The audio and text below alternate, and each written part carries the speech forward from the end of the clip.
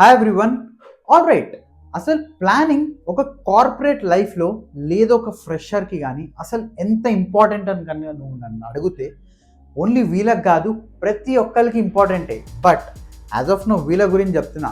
C, మనం ఎంత plan చేసుకుంటామంటే ఒక ట్రిప్కి వెళ్ళాలంటే 2 నుంచి 3 సార్లు పక్కడబందీగా ప్లాన్ చేసుకుంటాం, అకామిడేషన్ అన్నీ చూసుకుంటాం. మరి లైఫ్ మన ఫ్యూచర్ అంతా ఉన్నప్పుడు దీనికి ఎందుకు కరెక్ట్గా ప్లాన్ చేసుకోం?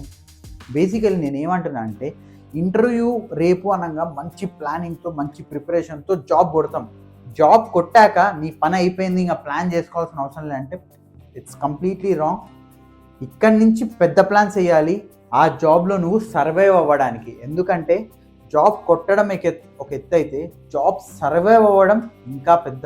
It's a big big big step. So నువ్వు సర్వైవ్ అవ్వాలంటే ఇంకా మంచి ప్లాన్ ఉండాలి.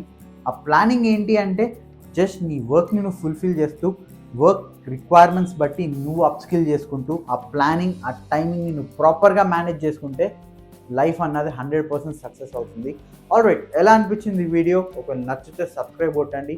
ప్లానింగ్ గురించి ఇన్ డీటెయిల్గా ఫుల్ వీడియో చేశాను, అలాగే షార్ట్స్ కూడా చేశాను. టైం ఉంటే లాంగ్ వీడియో చూడు, లేకపోతే షార్ట్స్ని స్క్రోల్ చేయి. You will get a great information. Have a great day. Bye.